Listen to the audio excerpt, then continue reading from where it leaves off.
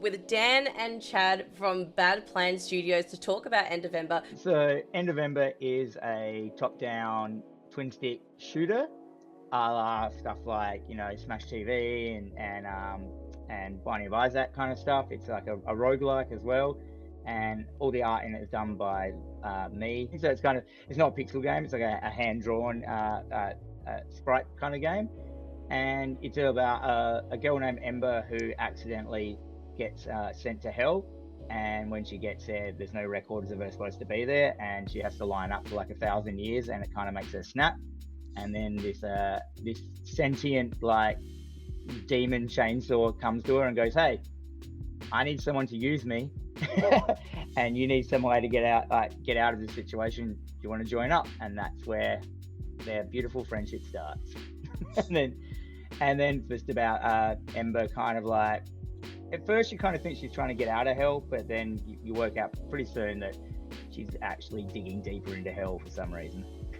Originally, I started this game as a solo project, and then Chad and Eli came on and we created Bad Plan Studios. At the start, it was just me, some dork, like making a game just by himself, and just learning how to make a game. So this is my first game that I've ever made, and I was just learning how to make a game and learning Unity, learning all this stuff. But I am an illustrator. I'm a professional illustrator, and I do children's books, and I just wanted to, I love horror films and stuff like that, and I love like cartoons, and I just wanted to make like a really hyper violent, like funny comedy horror, like homage to 1980s like horror movies and all the other stuff that I love. And up until this point, I always judge games by like their violence level or their gore level, but not like gore porn, like more fun, over the top kind of stuff, like you get an arm chopped off and like buckets of blood come out, like comedy horror, Evil Dead, Brain Dead style stuff.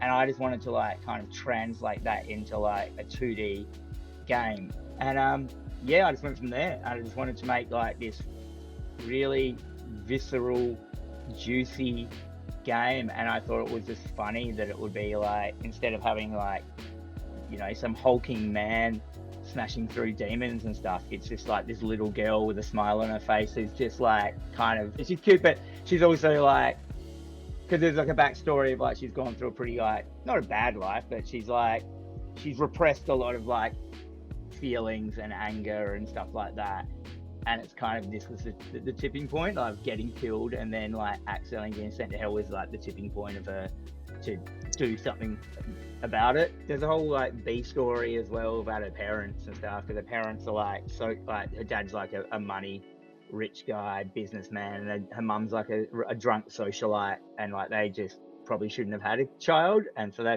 haven't been mean to her, but they haven't been parents to her. Do you know what I mean? Like, so she lives in a rich house and that, but she doesn't have friends and she doesn't have like family or anything. She's just got herself, and she's just always not, she's just been good her whole life, and then she gets rewarded by getting killed and sent to hell, and that was her like final straw.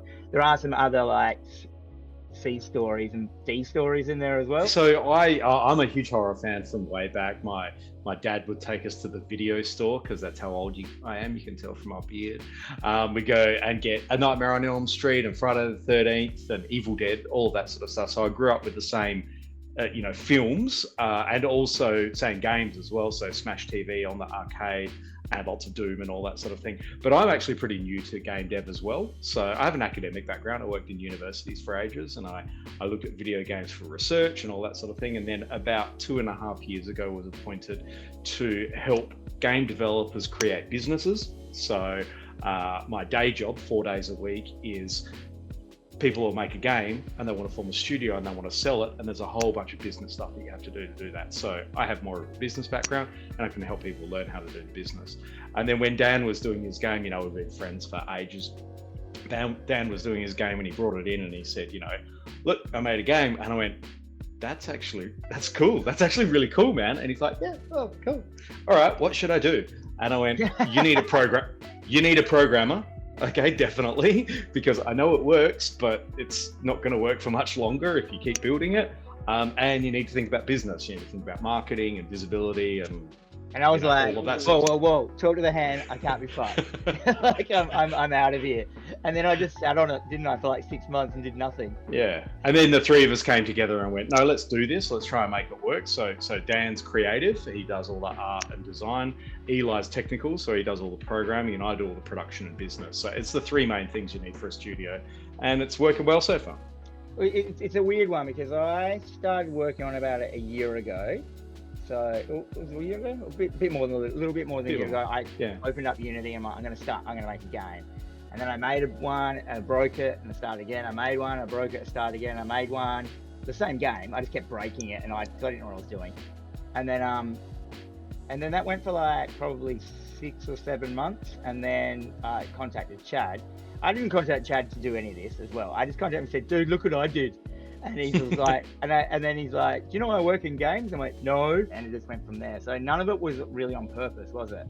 Yeah, so around May, June, we started bringing it together. And then I think it was the end of June, we did AvCon. That was the first big event we did. And then we signed all the paperwork and the partnership and got the ABN and everything in early July. Yeah, and then we're like, let's start again. And then we started the game from scratch again. I wanted like this visceral like damage system on the characters, because I in games when I'm killing things and stuff like that, I don't like it when it's always the same damage, it's like an animation and stuff like that. So I wanted to create, and instead of just being a blood splat on them where you hit them, I wanted to create like this depth of you smashing into them, like, and so I created this kind of thing where you have like a bone structure, a muscle like flesh layer, and then you got skin layer on that. And then I did a thing where you can chip away at the top layer, and when 70% of that is like chipped away, it'll unlock the second layer, and then that'll start chipping away at that, and then it will show the bone layer underneath. So you get this like collage, and when it chips away, it does it like all sporadically and randomly. So when you're firing at this thing, you get these like, it looks like it's digging deeper in and stuff like that. But like, it just depending on how you're hitting it and where you're hitting it, like it's actually like, where you hit it is where you're damaging it and stuff. So everything's got its own 3 layers. So when I'm animating, you're not just animating like one bit, like moving it, you're moving like 3 sprites at the same time that like are all moving with each other. And I called it my gore system. Do you have a go-to caffeinated beverage? Dr. Pepper. Dr. Pepper? Yeah. Well, I mean, I drink coffee. Like every day, but that's really boring, right? But like, yeah, Dr. Pepper's the best, man. My go-to is probably Vyvanse, which is my ADHD medication. Because I'm not allowed to have caffeine because of that. Yeah, I don't really have a caffeinated beverage. I do like Stoney's ginger beer.